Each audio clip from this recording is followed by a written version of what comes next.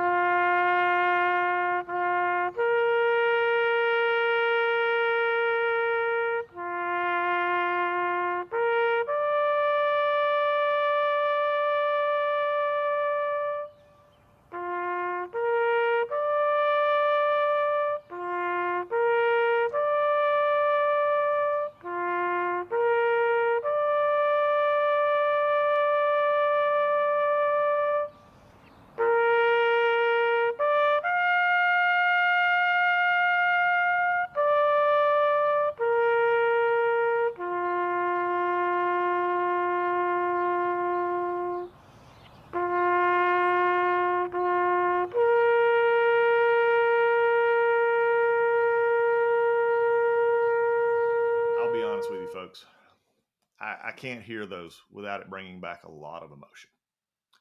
The moment those first two or three notes hit, it brings back a lot of memories. It brings back memories of being in Iraq, doing memorial services, having those that we lost, that you saw that were living and then passed away, those that were brought to us that were already dead from the battlefield. When you're that far away from your home and everything else going on, and you hear and you do a service, a memorial service, and at the end of that service, when you hear those notes of taps, it makes an impression on you.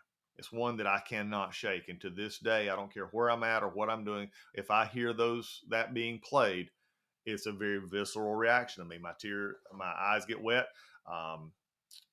It is a sadness, but it is a beautiful sadness, realizing that life is so precious and that death is something that affects us all. Memorial Day is one that many will go out and, quote, celebrate. It is something that we take off and we do that. And it's sort of the beginning of summer in many a sense. But Memorial Day is something you remember. Memorial Day is not Veterans Day. Veterans Day is when you celebrate the service of everybody who served. That's when you celebrate everybody who's stepped forward, put on the uniform, went out there and served, whether peacetime, wartime, anytime else. Veterans Day is that day. Memorial Day is different. And unfortunately, I see too many times I see people get this mixed up. They get it mixed up and they say, oh, today on Memorial Day, we're honoring all those who served. No, you're not. Please don't do that. Memorial Day is when you honor those who have given their life in service to this country. Veterans Day is when you actually honor those who serve. Now, in looking at the timing, the Memorial Day, it's been celebrated in many ways since the Civil War. After World War I, it became more universal, celebrated throughout the entire country, and now none in the first Monday for the last Monday in May. And it is a time in which we bring together those to remember the service that has been given. Interestingly enough, the story of taps actually comes out of the Civil War. The whole bugle call, it's not a song, it's actually a bugle call, came from generally attributed to General Butterfield in the Civil War, came out of the old extinguishing of the lights. I think that's very appropriate. The extinguishing the lights by a bugle call out of France is the end of the night, extinguish the lights, that signal that lights out, bedtime, we're going, it's time for rest. And it was translated out of that. It came out of that, and Butterfield wanting a different bugle call for his command. There was a lot of bugle calls out there. He wanted this one to stand out for him. What is interesting is its use by that. The word taps, as it is called, does not come from the bugle. The taps is actually the drum, the 3-tap on the drum, which when a bugle was not available, that was the extinguish the lights, or that was the nighttime call, was on the drum itself. And that, in essence, became tap. Instead of tapping the drum, it was taps. It just shortened into taps. Taps over time developed into and was used in the Civil War for the first time at a funeral in the Peninsula Campaign. It was called upon to be used. It was used during a burial of a cannoneer, and since then it began to be adopted by the Army of the North, the United States Army, as it come through Virginia, and it began to be used in services throughout the war. In 1891 was the first official, if you would, use of taps in a funeral, and now it has become a standard use, if you would, in funerals at Arlington and other places around the country. Probably for many, one of their largest memories of the taps was at John F. Kennedy's funeral, and they heard it, they saw the solemnity of it. It is just a powerful transition. Taps is associated with Memorial Day. You'll hear it a great deal. And the respect for taps is something that needs to be ingrained into our society, because when that is played, and especially for those service members that it's played for, those who've given their life for this country, it takes that whole, as Lincoln said, that full measure of devotion to this country. We can never erase that from who we are and what we are as a country. So this day, on Memorial Day, I encourage you to be with your family and celebrate the freedoms that you have, but remember that the day is about service. The day is about those who have given their life for us.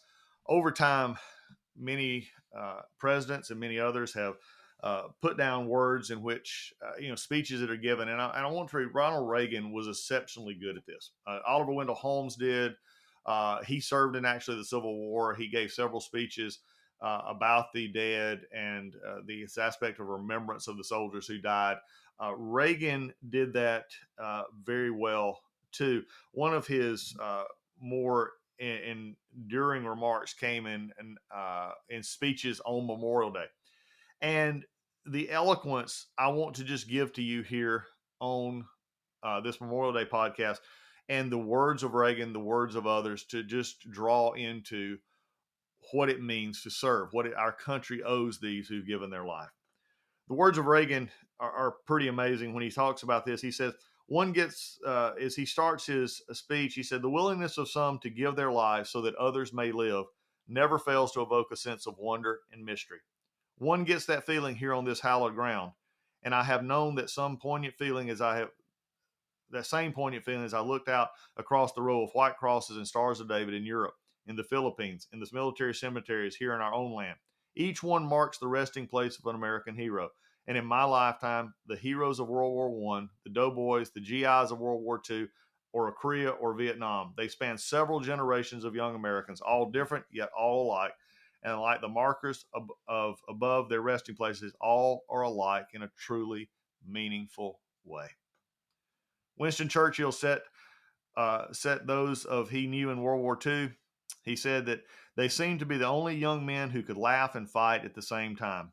A great general in that war called them our secret weapon, just the best darn kids in the world. Each died for a cause he considered more important than his own life. Well, they didn't volunteer to die. They volunteered to defend the values of which men have always been willing to die if need be, the values that make up what we call civilization. How they must have wished in all the ugliness that war brings that no other generation of young men to follow would have to undergo the same experience. He goes on to say, as we honor their memory today, let us pledge that their lives, their sacrifice, their valor shall be justified and remembered for as long as God lives. God gives life to this nation. And let us also pledge to do our utmost to carry out what must have been their wish, that no generation of young men will ever have to share their experiences or repeat their sacrifices. Earlier today, with the music that we had heard and that of our national anthem, I can't claim to know the words of all the national anthems in the world, but I don't know of any others that ends with the question and a challenge as ours does. Does the flag still wave over the land of the free and the home of the brave?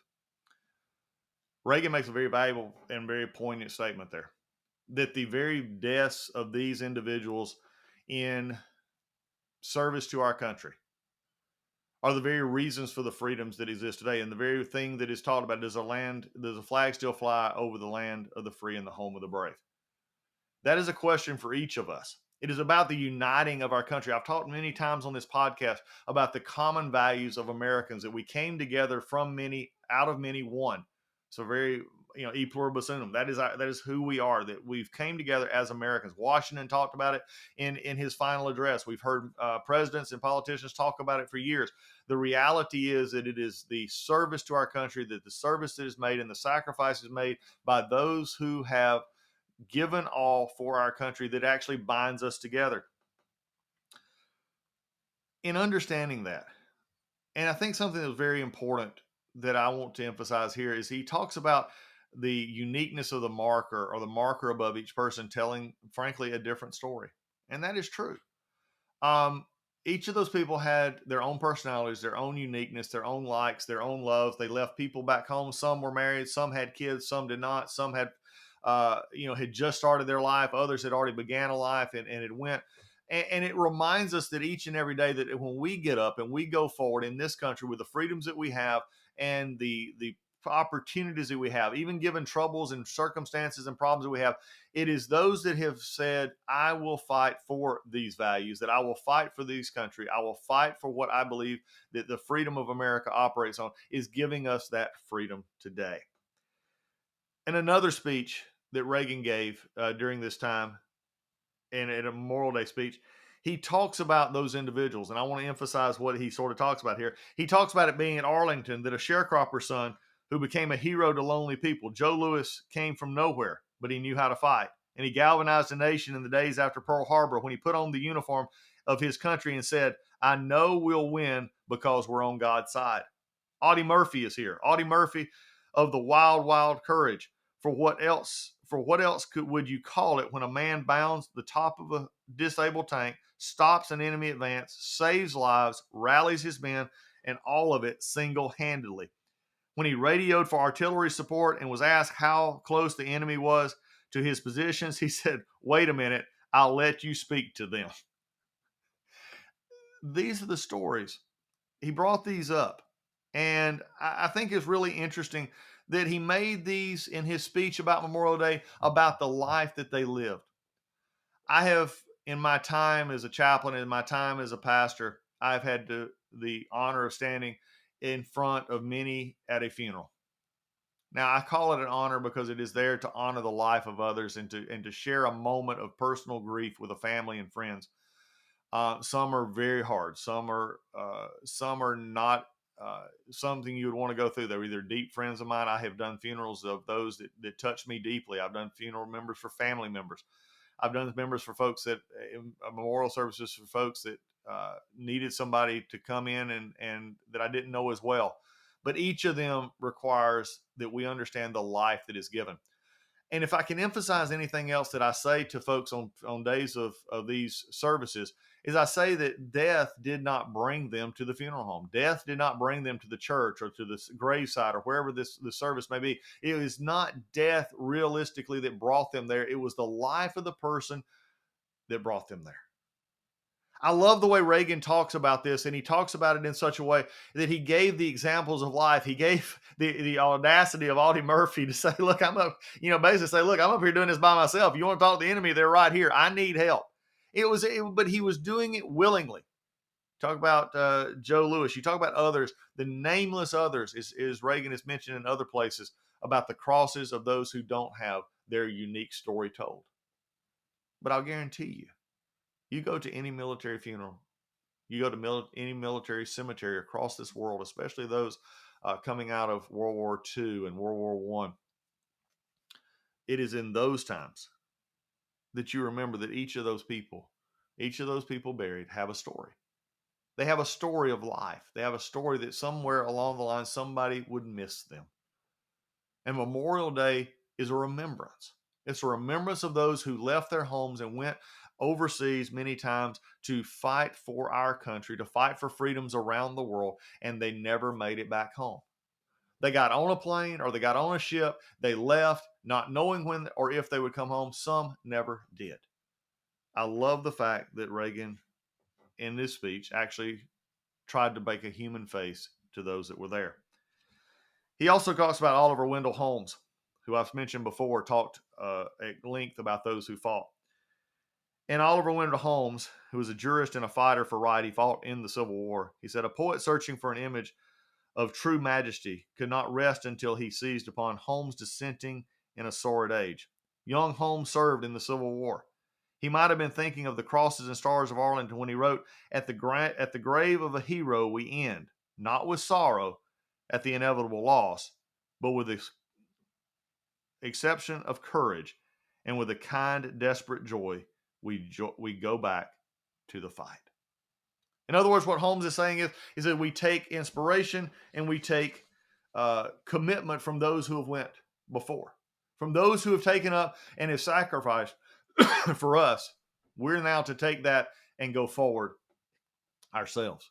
That's what life is. That's what is when we deal with death. And there's been a lot of it lately, and you've seen tragedies all over the screen. But when we deal with Memorial Day today, my question to us as a country, my question to you as this podcast listener, listening to this on Memorial Day, or maybe a little bit days after, is what is your commitment to making this country the very best it can be based on the sacrifices of those who gave their life so that we could have the freedoms that we have today, starting back over 200 years ago?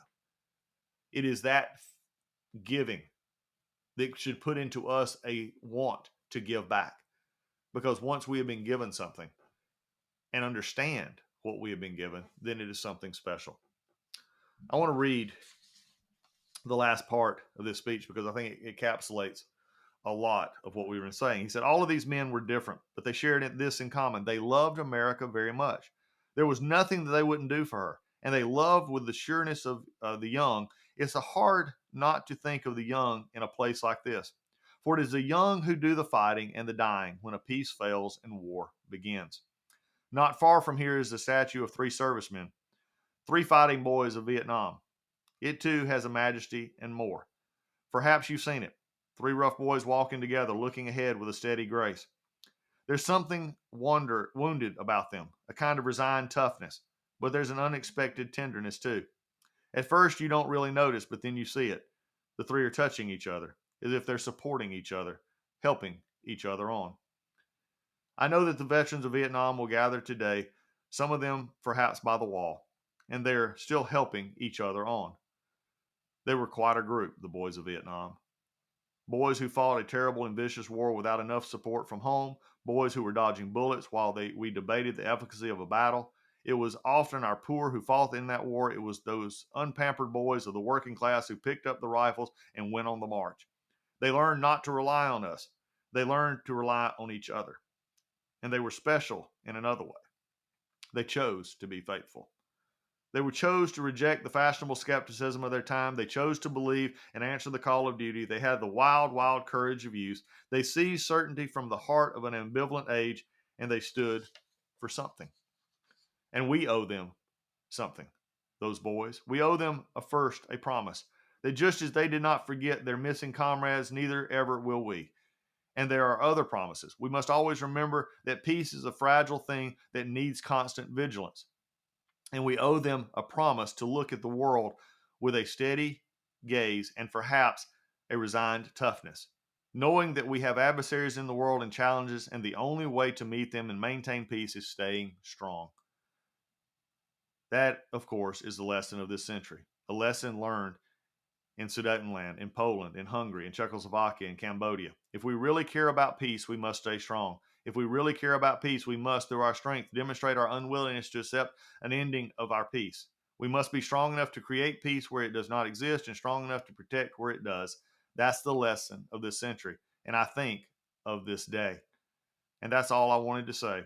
The rest of my contribution is to leave this great place to its peace, a peace that it has earned.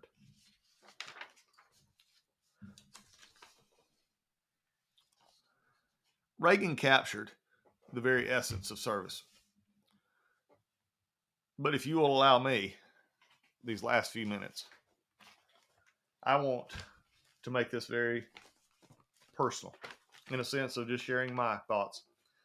For those who are watching the podcast, you can see the video, and I'm holding in my hand an Air Force Times from 2008. In 2008, in November, I picked up this Air Force Times while I was serving in Balad, Iraq. And every week that I would get up and I would get the paper, every time it would come out, I would flip through it, and I'd flip through a certain section, and I'd come to this section right here. And across the bottom, it would have the human toll is what it was called. And it would have pictures of those who lost their lives in Iraq and Afghanistan. I had been in country for about 3 months. And we'd went through about a 2.5 week span that was tough. Our convoys had been hit. Balad was the central place of the hospital where they would bring the wounded. And every Monday night, I had hospital duty. Normally, I was out on the flight line talking with the men and women in the Army and the Air Force. We were all there together. I talked to the flyers. I talked to the security forces. It was just I was out with them being a chaplain. But on Monday night, I had to go to relieve our hospital chaplain because we never left the hospital unattended. And for about a 3-week span, it seemed like every Monday night was one casualty after another, one mass casualty, one problem after another. And I remember going in, and it began to wear on me. And I remember on that week, that last week of October into the first week of November, and when I picked up this Air Force Times edition and I looked around the human toll, and on the week of 24 October through 30 October, 3 were killed, 7 were wounded. And we had others in Operation Iraqi Freedom and Operation Enduring Freedom. I remember going in and visiting the hospital ward of them that had come in from earlier. And one of our units had been hit. and we had several of the members there. And I remember looking at them and knowing that some we had lost, others they were trying to get back home. The great men and women at the Blood Medical Facility there had over a 98% survival rate. That if the heroes came in under the flag, what they call the Heroes Highway, 98% of them would be living when they left to go to Germany and back to the United States. Now, some died later when they got back to the United States, but they had over a 98% survival rate if they made it under that flag alive. When I saw what was happening, I saw the injuries. They were things that I'll never forget. But these couple of weeks coming in had really made an impression on me. And I remember being beside the bed, and the chaplain always comes in. We talk, we share with the nurses and others, and we pray with those that are there. We listen to them, we hear them. And there was this one young man that he couldn't talk. He was not conscious. He was alive, but he was not conscious. I'll never forget his hair, his eyes. He was as he was laying there. And I had one of his buddies was just in the other side of the hallway, and I had just talked to him, and the only thing, his buddy was very much wounded and getting ready to be transferred to Germany, but the only thing he wanted to know was about his other brothers in arms. He only wanted to know what was going on with them. And one of his closest friends was just on the other side. One of his other comrades was just on the other side, and he was not doing well at all. In fact, the nurses and doctors had done everything they could to keep him alive. He left the week before. They did get him on a transport. They got him back to Germany, from Germany, then to the United States. And I was coming out of that week, a week later, picked up the Air Force Times, and I was reading these, and I was looking across the faces. And it hit me at a moment that of those faces, I had actually laid eyes out of the 9 that were here. I'd actually laid eyes on 4 of them. And one was the young man who didn't speak because he was wounded so badly he couldn't. It was the one that the other members had been asking about. What I found out later was he actually made it home and he died with family.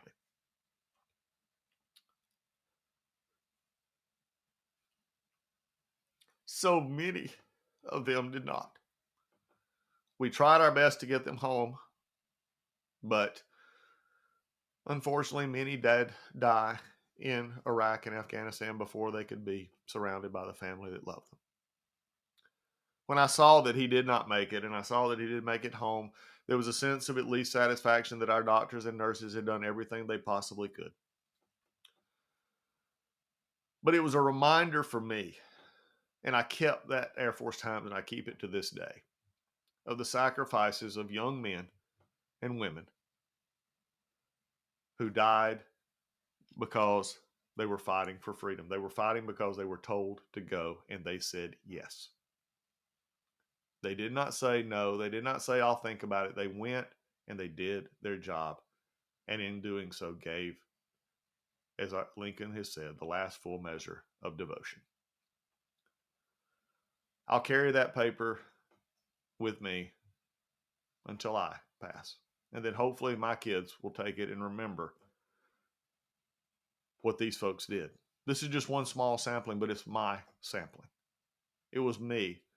Because when I was in Congress in Washington, D.C., there's a big wall in the Rayburn office building. It has the names of those who died in Iraq and Afghanistan. And as I would pass there going to the Judiciary Committee, I would look up and I could see these names. These names that I knew. These names that I had prayed with. These names that I had watched. That is Memorial Day. That is why I am so adamant about the difference in Memorial Day and Veterans Day. And for some of you, you may not understand, and I respect that. But these who gave their life deserve a day of remembrance, Memorial Day. Memorial Day is that day that we remember what they did. I don't take the paper out very often because, as you can tell, every time I do, it's an emotional one. But every time I do take that paper out, it recommits me to understanding that those who give their life for this country, who serve this country, and that happens to them, they are another block in what makes this country great and really the light and freedom that goes around the world. It is why I'm able to do a podcast. It's why you're able to listen to a podcast. It's why you're able to go to work. It's why we have the government we do. It's why we're able to do the things in life that we do. And yes, this is, as I said before, is not like any of my other podcasts, but I didn't want it to be. I wanted it to be one in which we remember those who gave their life for our country. I'm going to end with a poem, a reminder. It's a reminder of the place that sometimes is forgotten, but it's a reminder of all that they who serve, and those especially who gave their life, have given to us. It said, it is the soldier, not the minister, who has given us freedom of religion. It is the soldier, not the reporter, who has given us freedom of the press. It is the soldier, not the poet, who has given us freedom of speech. It is the soldier, not the campus organizer, who has given us the freedom to protest. It is the soldier, not the lawyer, who has given us the right to a fair trial. It is the soldier, not the politician, who has given us the right to vote. It is the soldier who salutes the flag, who serves beneath the flag, whose coffin is draped by the flag, who allows the protester to burn the flag.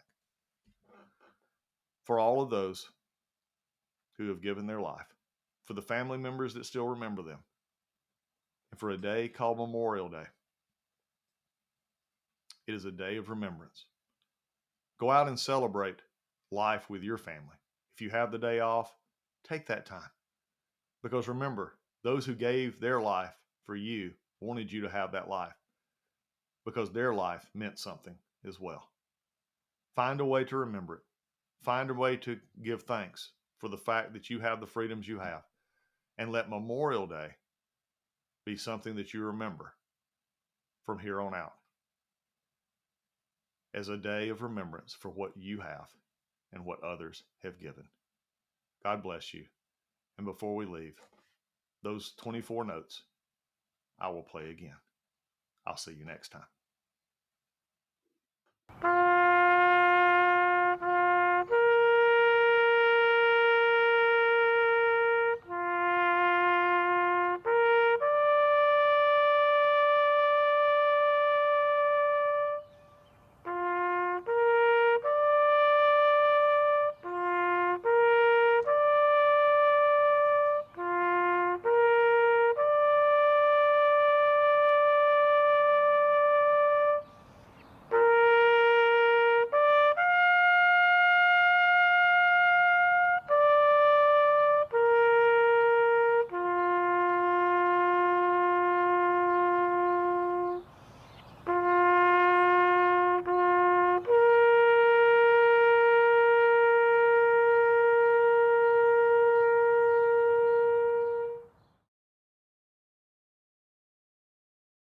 Hey, everybody. I just want to talk about sleep.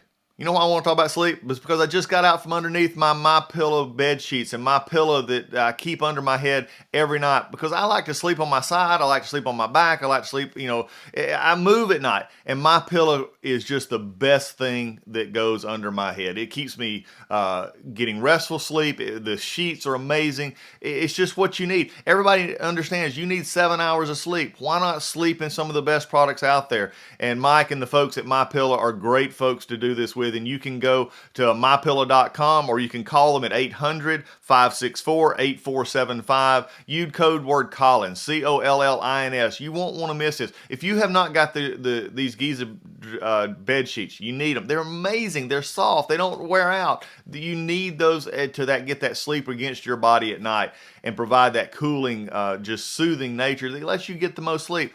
But they're not just about bed sheets and pillows. They also have the My Slippers. Amazing. I've talked to you about it before. I don't wear slippers, but I do wear My Slippers. They're amazingly comfortable. You can wear them outside. You can wear them inside. Great products. You've got towels. You've got all kinds of stuff. Go to MyPillow.com. It's spring cleaning time. It's springtime to get out there and try and buy new things. Replace some of your old stuff. You'll want to replace your towels. Get some other products for your bedroom. All at MyPillow.com. MyPillow.com, or call 800-564-8475. Use the promo code Collins, COLLINS, when you check out. I guarantee you will be satisfied.